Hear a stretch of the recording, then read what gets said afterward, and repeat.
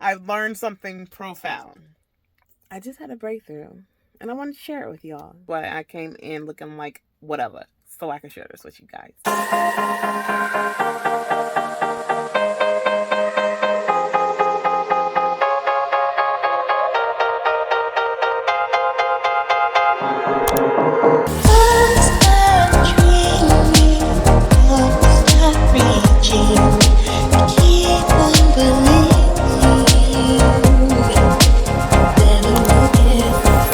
I want to say if you like and you love it and you want more of it, this kind of content, don't forget to hit that like button, that subscribe button, and notification bell so you know when your girl's back on.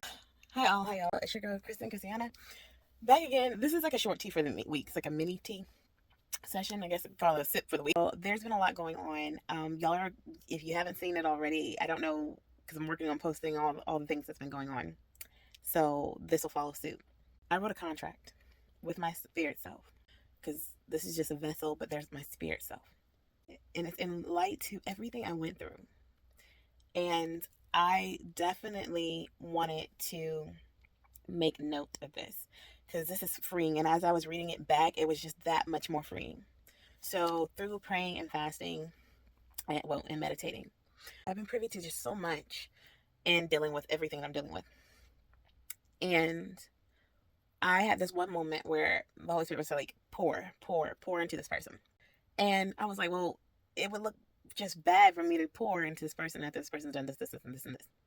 And you know how sometimes when you feel that small, still voice telling you to do something, and you just like, but that don't really match the situation, right? And y'all actually see me when I just got done working out, so it is not the cutest fit right now, but it's okay. I wanted to pop on and talk about this because this is good.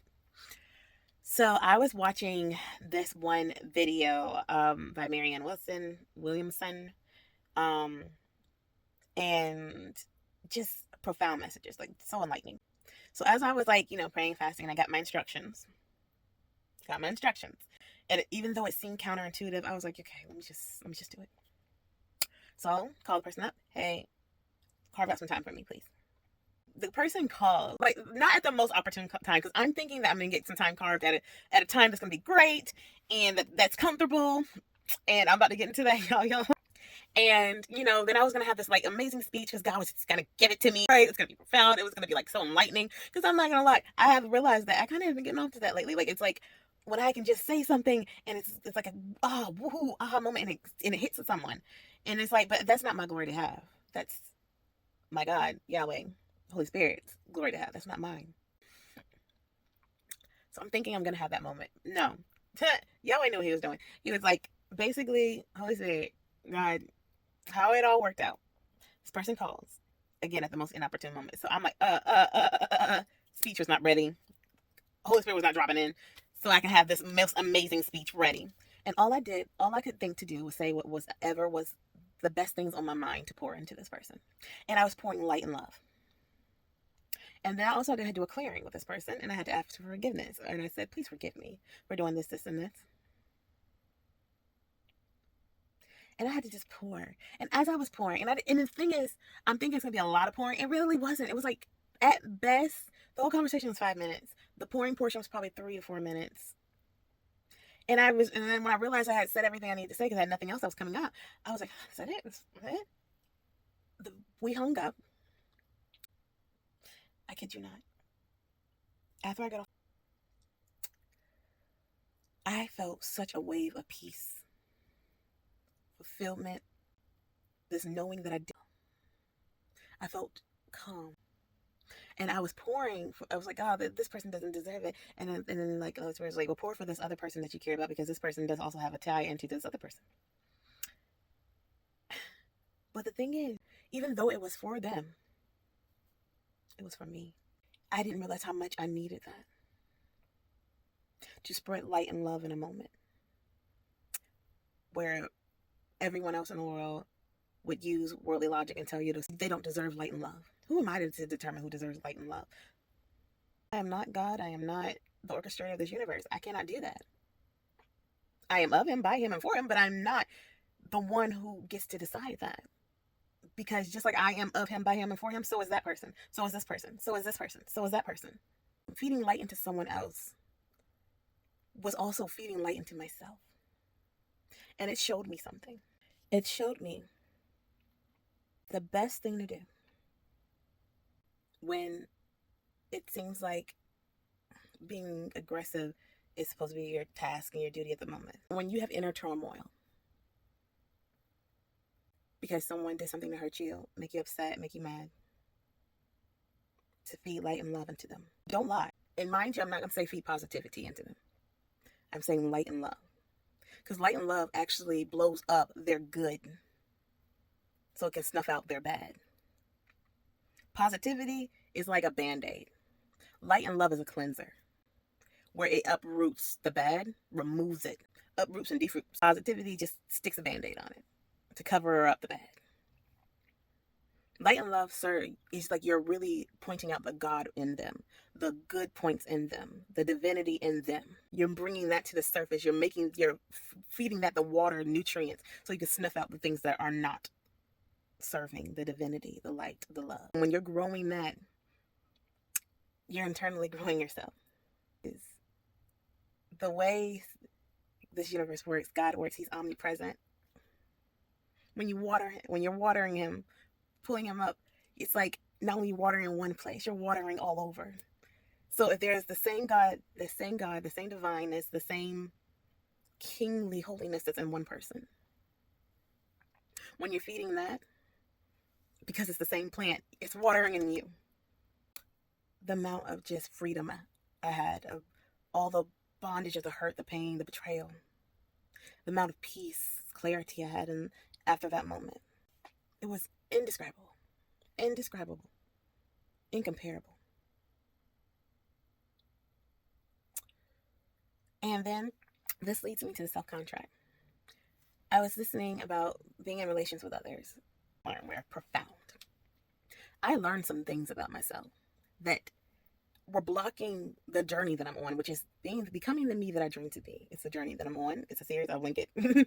You'll get more videos of that. I learned so much about myself in this relationship. The things, some habits, some schools of thoughts that I had to divorce because it was not serving. And I realized, and I'm not afraid to say some of these habits that I had. I realized that, maybe I'm too wanting to control things, like not wanting to let go. There's times where I probably should be more impulsive and not hesitant. And there's times where I'm too hesitant and not impulsive enough. That sometimes the focus should be here and not everywhere else, as far as making sure goals. And yes, holding people accountable when they ask. As long as I'm achieving my goals. That's how the best way I can help others achieve theirs is by inspiring them by achieving mine. And then being present and helping aid when they're in need to achieve theirs. And I realized, and this one may be the most important one. The most important one. I realize that more than anything right now, that I need to better my relationship with love. I need to better my relationship with love, the understanding of it, the practicing of it, being able to keep it. If there's anything that I need to hold on to and have stubborn love against or with, is love. The amount of energy of not wanting to let go of certain things when it's time to let go, the only thing that I need to be putting that kind of energy to is love. Because if I have that kind of energy with love, I'm never going to want to get out of its presence. I never want to get out of conducting myself with it. I'm never going to want to leave that place, that mindset, that way of being.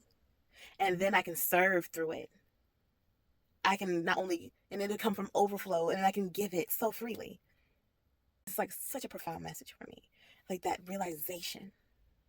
And then, so after I noted these things, because here's the deal, I'm very goal oriented.